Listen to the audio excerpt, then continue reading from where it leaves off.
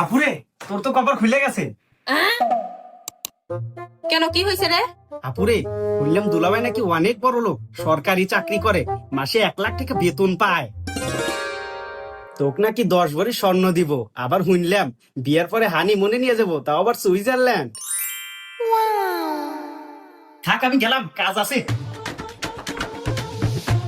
না, এত দেরি করে কে? রাত হয়ে গেল, একটা ফোন দেই। হ্যালো, কে? আরে আমি তোমার চিঙ্কু।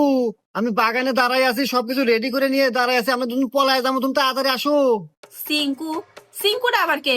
আর আমি বাগানে আসবো মানে? এই আবল তাবল আপনি কি করেন? আর আপনি রং নাম্বারে ফোন করছেন। আজকে আমার বিয়ে, রাখ ফোন।